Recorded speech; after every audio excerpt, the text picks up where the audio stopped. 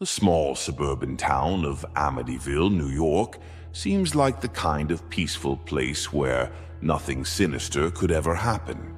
But nestled at 112 Ocean Avenue is a house that has become infamous across the world, a house that holds a dark and twisted history. The Amityville Horror is one of the most well-known ghost stories in America, and its chilling legacy continues to haunt anyone who dares to speak of it.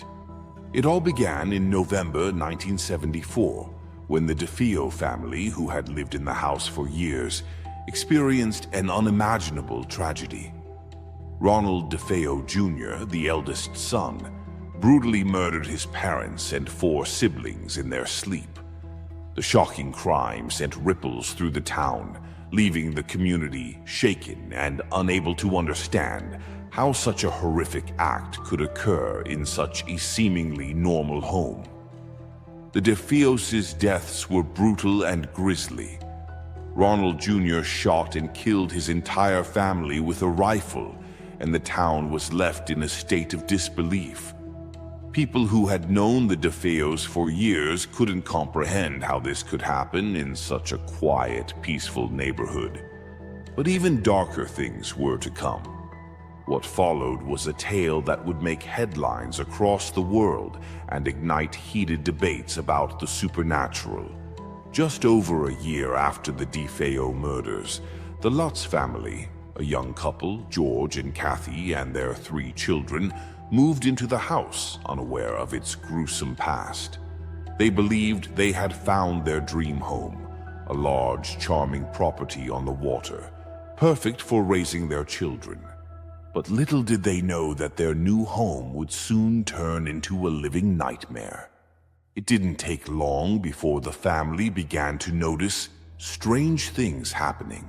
It started off subtly, objects being moved slightly out of place, an occasional creak from the floorboards. But within the first night, things began to escalate.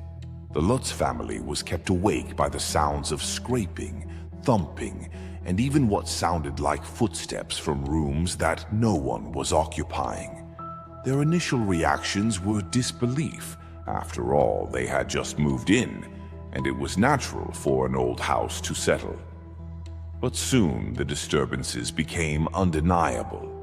Perhaps the most chilling event occurred one night when George and Kathy woke to the sound of heavy breathing, only to find a pair of glowing red eyes staring back at them from the darkness. At first they thought it was just their imagination, but these eyes were unmistakable.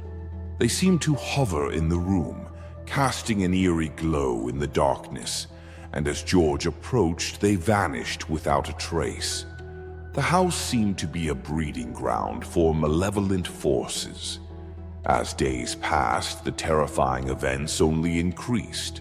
Swarms of flies, which no one could explain, appeared in the house, particularly in the room where the DeFeo murders had taken place.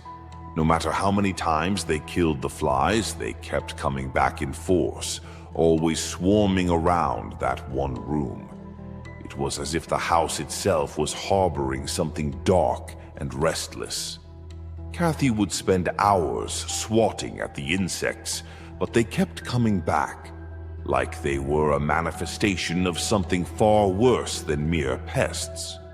The house seemed to have a life of its own, one that was more malevolent than anything the family could ever imagine. The physical manifestations of this malevolence continued to grow stronger. The Lutz children began to experience strange and unexplainable phenomena. Their beds would shake and levitate several inches off the ground, as if being controlled by an invisible force. Their laughter and joy quickly turned to fear, as they would awake to find their beds in disarray or feel an unseen presence pushing down on them, making it almost impossible to sleep. The entire family began to change. George, once calm and collected, became irritable, withdrawn, and even violent. He would often wake up in the middle of the night, drenched in sweat, as if struggling to breathe. and he grew increasingly hostile towards his family. Kathy, too, started to experience strange physical reactions. Strange bruises would appear on her body, as though someone or something had grabbed her in the night.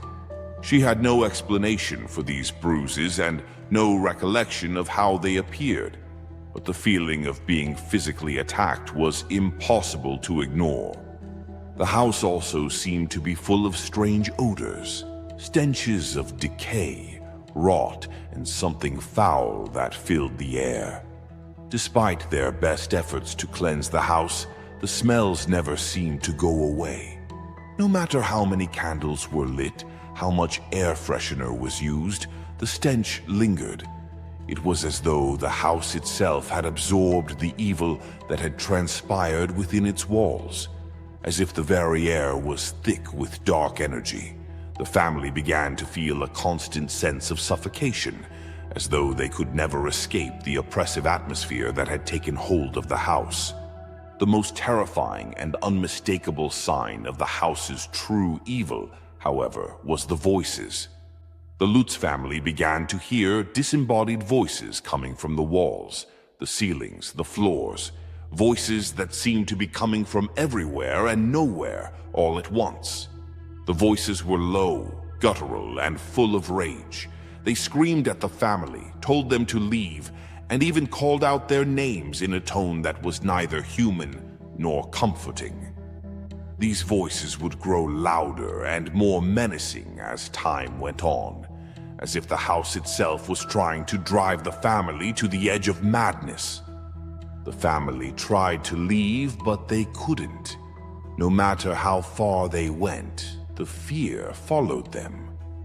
The oppressive presence in the house was relentless, and every time they tried to escape, the atmosphere grew heavier. Finally, after 28 days of torment, the Lutz family fled the house, leaving behind their possessions and their lives as they had known them. The nightmare they had experienced was too much to bear, and they could not endure another night in the house. Since then, skeptics have tried to discredit the Lutz family's account, calling the story a hoax or an elaborate publicity stunt.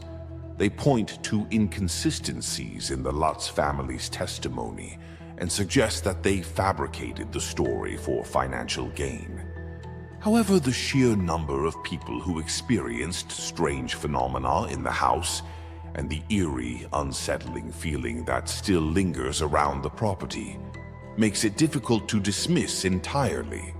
Today, the house at 112 Ocean Avenue is still standing, but it has been renovated and repainted, its once infamous facade now barely recognizable. The house has changed hands several times over the years, with each new owner reporting strange occurrences and uneasy feelings. Though the house may have lost its infamous address and name, it is impossible to ignore the eerie history that still surrounds it. The Amityville Horror, whether you believe in it or not, continues to be one of the most unsettling and disturbing supernatural tales ever told. The story has inspired countless books, movies, and documentaries, but at its core, the question remains: what really happened at 112 Ocean Avenue? Was it a haunted house, or simply the tragic aftermath of a gruesome crime? Was it the restless spirit of the DeFeo family, or was there something far darker at work? An evil presence that still lingers within the walls of that home. No matter the answer, the tale of the Amityville Horror will continue to haunt our imaginations for years to come.